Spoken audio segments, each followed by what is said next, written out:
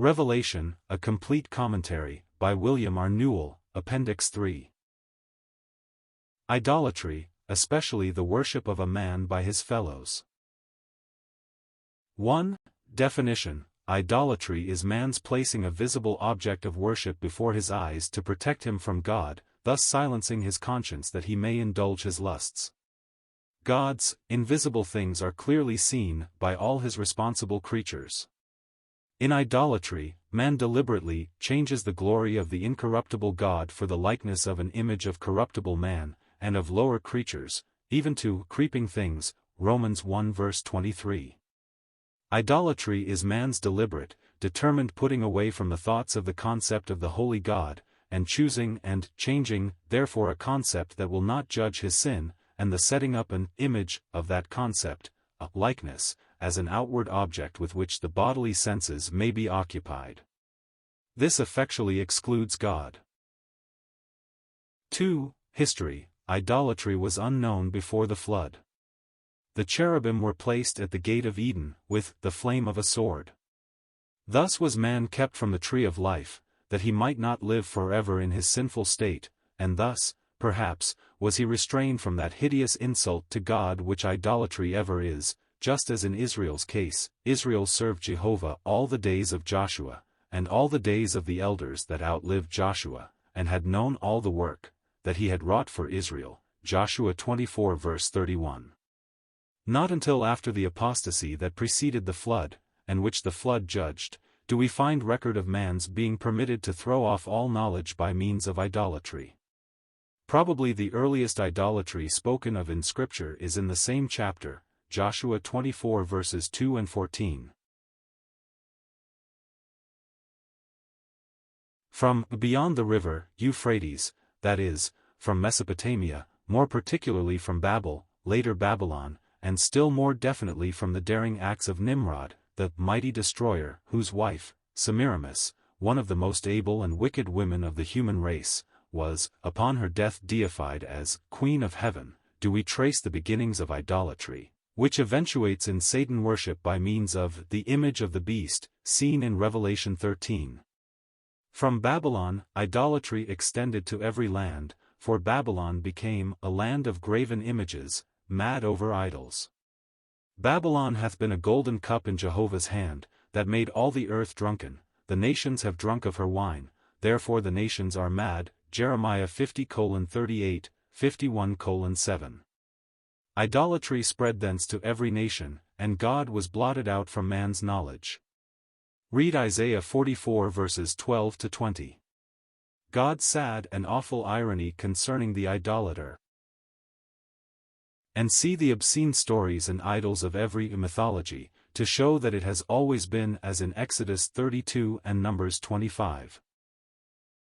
3. Why man gladly makes a god of a fellow man, as in Revelation 13.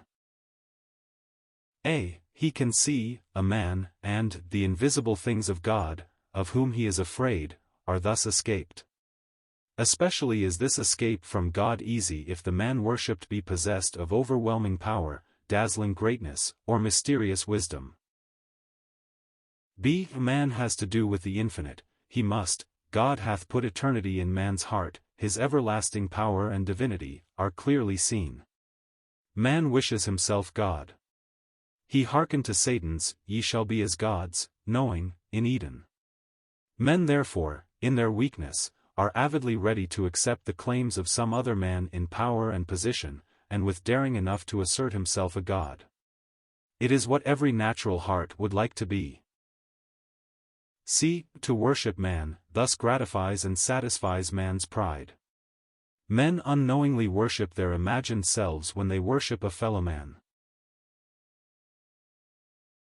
D. Conscience is thus escaped, for the blaspheming self-deifier relieves his mind and heart as to God, not, of course, in the way of priesthood, for God is hated and banished, and the desire is to escape him, but in the way of presumption, for if our man-God defies God and is suffered, other men also can cast fear away, not independently, but leaning on their idol. Thus is attained the first great end of idolatry, release from the glory of the invisible God, that glory being now exchanged for the likeness of the God man has chosen. This likeness is held in the idolater's mind, he forms his images after that likeness. 127. Those who thus deify man are set free to practice all human lusts. The wheel of nature may revolve without restraint. And this is the second great end of idolatry.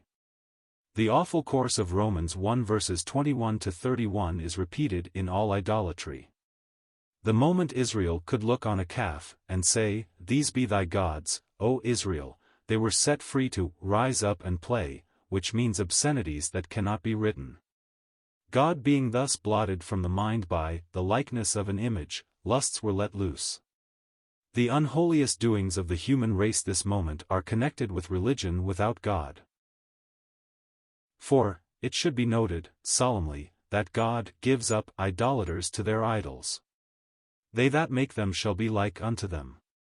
See Psalm 115, a great lesson. The covetous man, who is an idolater, also, the likeness he holds in his mind is treasure, the image, gold coin, stocks, bonds. He becomes like a coin, metallic, hard, cruel, harsh. The likeness held in the Romish mind is the imagined Queen of Heaven, the image, pictures and statues of the Virgin. These Romanists also become like unto their Babylonian goddess. To say the very least, their inner hearts are feminized, and lose the sense of the all-holy God. To say the most, they become so vile that they are the scandal of history. But what will Revelation 13 bring forth, when men take Satan's Christ so deep into their hearts that they worship the dragon, because he gives his authority unto their darling, the man of sin? 5. The story of the Gentile powers shows that authority in the hands of unregenerate man leads constantly to the assumption of divine prerogatives.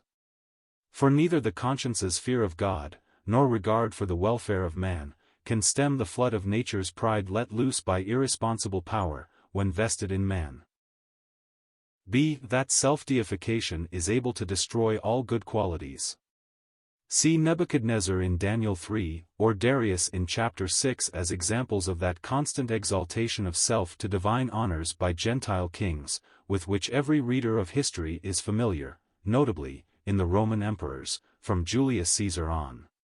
What streams of martyr blood have flowed from refusal to offer incense to the emperor?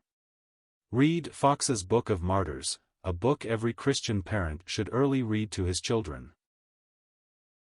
See that the spirit of self-deification can only eventuate, as in Revelation 13, in the open Antichrist of the last days. And you must be prepared, by scripture study, for this, for it is already stealing on the world. If you doubt this, see Lenin in Russia, already held a god. Or Mussolini's daring and growing claims in Italy, and Hitler's in Germany. Or, sad to admit, the rush to grasp power, exalt self, and compel subjection at any cost of abandoned promises, and political, moral and domestic safeguards, when the opportunity is given, in the United States of America. 127. This is the claim of all idolaters, that they do not worship the idol, but the concept behind the idol. Paul tells us they sacrifice to demons, and not to God, 1 Corinthians 10. And the awful hideousness of the idols they make reveals the true character of the demons they worship. It should be remembered, however, that even the deepest idolaters, who have refused to have God in their knowledge, yet know the ordinance of God, that they that practice such things are worthy of death. See Romans 1 verses 28 to 32. The state of the heathen is willful and guilty. Do not lose sight of this for one moment.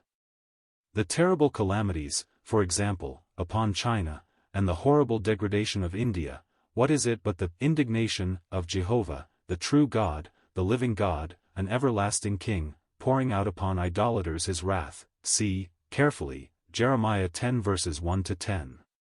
It is like a flash of divine jealousy, it is that. See the 11th verse of this chapter, the one Aramaic, or earth language, in a whole Hebrew book. Thus shall ye say unto them, the gods that have not made the heavens and the earth, these shall perish from the earth, and from under the heavens.